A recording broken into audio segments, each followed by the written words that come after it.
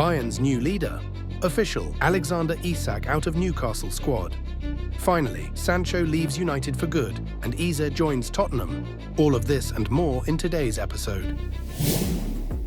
Kingsley Coman has officially left Bayern Munich. The transfer to Al-Nassr is complete. The medical examination in Riyadh has already been passed. A 3-year contract has been signed, and the deal is worth €30 million plus €5 million in bonuses. The Frenchman himself insisted on the move after losing his place in the starting lineup, especially after the arrival of Luis Diaz. In Saudi Arabia, he will join Cristiano Ronaldo and Sadio Mane, and his debut is expected this month in the Saudi Super Cup match. Coman leaves Bayern after 339 matches, 72 goals, 71 assists, and 9 Bundesliga titles. And of course, the winning goal in the 2020 Champions League final. His departure is not just a transfer, but the end of an era. After Coman's departure, Bayern Munich is intensifying its interest in Christopher Nkunku. The French attacking midfielder, who has had 2 difficult seasons at Chelsea, is becoming one of the club's main priorities for the end of the transfer window. According to Fabrizio Romano, Nkunku has already approved the move to the Munich side, and negotiations are ongoing. In January, the parties had a verbal agreement, but at that time Chelsea was demanding over £70 million. Now the London club is ready to sell for approximately £43 million, which makes the deal realistic. Nkunku is not in Maresca's plans, having lost out on competition to João Pedro, Jamie Gittens and Liam Delap. Therefore, Bayern looks like the ideal option. The club is looking for a replacement for Coman and values Nkunku's versatility. He can play as a number 10, a winger or even a forward. The deal depends on financial terms. Chelsea is insisting on a full transfer, not a loan, which complicates the situation for clubs that are not ready to pay immediately. Inter also showed interest, but their priority is Ademola Lookman. RB Leipzig also wanted to bring back Nkunku as part of negotiations for Xavi Simons, but the player does not want to return to RB because the club is not playing in the Champions League. Nkunku played 61 matches for Chelsea, scoring 18 goals, but could not replicate the form he showed in the Bundesliga. That is why a return to Germany seems like a logical step. If Bayern agrees to Chelsea's terms, the transfer could become one of the smartest moves of the summer. If not, Nkunku risks being left in London without regular playing time.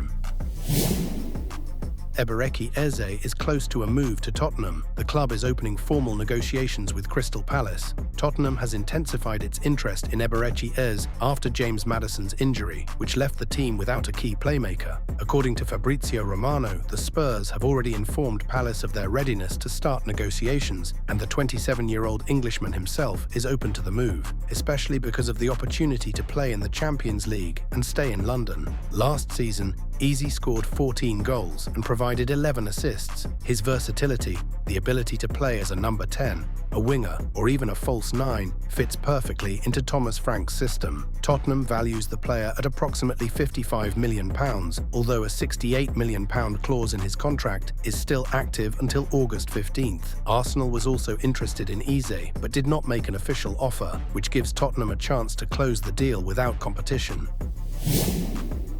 Roma has made an official offer for the transfer of Jadon Sancho. The Italian club has submitted a request for a loan with a mandatory purchase option, with the total package amounting to £20 million. This is the best offer that Manchester United has received for the English winger this summer, and the club is close to giving the green light to the deal. Sancho himself has opened the door for a move, and his representatives are in direct negotiations with Roma regarding a salary that may be reduced compared to his current £250,000 per week. The player returned to Old Trafford after a loan spell at Chelsea, where he made 41 appearances, scored 5 goals and provided 10 assists, helping the club win the Conference League. However, Chelsea decided not to activate the purchase option, paying a £5 million compensation fee, and Sancho once again found himself in Ruben Amorim's bomb squad, a group of players who train separately and are not in the coach's plans. Roma sees Sancho as a key player for an attacking rebuild, and the Serie A style may be a perfect fit for the Englishman, who is looking for stability and a new start. Offers from Turkey, including from Besiktas, were rejected by the player himself. He does not want to move to the Super League at this stage of his career. If United agrees to the terms, Sancho will have a chance to restart his career, and Roma will get a player who can still become a star. And all this before the deadline, which is approaching every day. Inter is buying Roma midfielder Manu Koné for approximately €30 million. According to Gazzetta dello Sport, the 24-year-old Frenchman was directly offered to the Nerazzurri, as the Romans are urgently looking to sell players to finance deals for Jadon Sancho and Leon Bailey. Inter sees Koné as a physically strong holding midfielder who can refresh the midfield, where Mkhitaryan is losing his pace and Çalhanoğlu has not returned to his former form. The deal for Koné does not exclude a parallel transfer for Ademola Lookman. Both players could join Inter if the club manages to sell Zielinski and Aslani. Negotiations are ongoing, and the coming days could be decisive.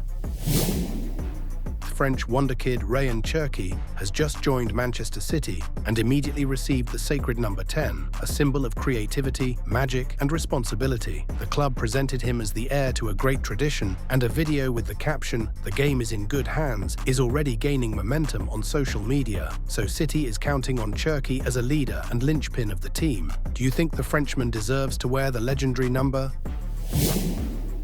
Newcastle is ready to complete the transfer of Yoane Wissa in the coming days. The deal is accelerating rapidly after Brentford agreed to sign Dango Ouattara. The Burkinabe winger is set to join the Bees within 24 hours, and the transfer fee will be €40 million. This is part of a massive sell-off by Bournemouth, which has already lost Ilya Zabani, Justin Hoynes, Semenyo and Kerkez. The club is quickly losing its core, and Ouattara is another key departure that opens the door for Wissa's exit. Wissa himself was not included in the squad for this weekend's match and has made it clear that he wants to change clubs. The player is insisting on a move specifically to Newcastle, and the Magpies consider him a priority transfer target. The club is expected to raise its offer to £35 million to speed up the finalisation of the deal. Wissa, who scored 19 goals in the Premier League last season without a single penalty, is seen not only as a reinforcement but also as a potential replacement for Alexander Isak. The Swedish forward is in an open conflict with Newcastle. The situation is escalating daily. Isak is refusing to play, missing the match against Aston Villa, and risks disciplinary action. His agents have given a clear instruction: don't show any weakness, and sources from the players' circle do not hold back in their assessments. It's no surprise that everyone is turning away from Newcastle after how they treat the most successful player in the last 70 years. Newcastle has already officially confirmed Isak was not included in the squad for this weekend. Head coach Eddie Howe admitted, "The situation with Isak has not changed, and I think it will remain so. This is not just a conflict, but a deep rift between the star forward and the management." Amid this tension, Liverpool is preparing a new official offer for Isak. Arne, commenting on the situation, gave a clear hint: "I see Hugo Ekitike mainly as a number 9 who can play on the left or in a pair with another number 9. We need one more forward, at least." This is a direct signal that Isak remains the Reds' main transfer target. The situation is escalating. Wissa could become not just a newcomer, but a key to a transfer domino effect that will change the face of the attacks of two clubs. And in my opinion, Isak's transfer to Liverpool this summer is inevitable, because by not selling him, Newcastle loses much more than it gains. And here, guys, I'm only thinking about one thing: I hope he justifies all the expectations that Liverpool is placing on him, because the pressure on him will be immense. Official: Franco Mastantuono is a Real Madrid player. The Argentine talent from River Plate was officially presented at the Santiago Bernabeu on his 18th birthday. The deal, which was reached back in June, is valued at €45 million, but including taxes, Real will spend around €63 million. The contract is signed until 2031, and the player himself received the number 30 jersey, the same number he wore at River and asked to keep in Madrid. Mastantuono is Real's third summer transfer, after Dean Huijsen and Trent Alexander-Arnold. His versatility allows him to play on the right wing and in the center of attack, and Jude Bellingham's absence due to injury could give him a chance to prove himself at the start of the season. Chelsea has finalised negotiations with Marc Cucurella. A new contract has been signed and officially confirmed. The Spaniard is staying at Stamford Bridge as one of the team's leaders. He is seen not only as a key player on the field, but also as an important figure in the dressing room. The club considers Cucurella critically important for the current squad and the future project. The deal is part of a strategy to stabilise the club after the transfer chaos of past seasons. The contract is signed. The leader has stayed. Manchester United head coach Ruben Amorim can count on Andre Onana in the first round of the Premier League. The Cameroonian goalkeeper has returned to training after a hamstring injury that forced him to miss all of pre-season. Over the next 48 hours, the staff will assess his physical readiness before the match against Arsenal. In friendly matches, the Red Devils' goal was defended by Bayern.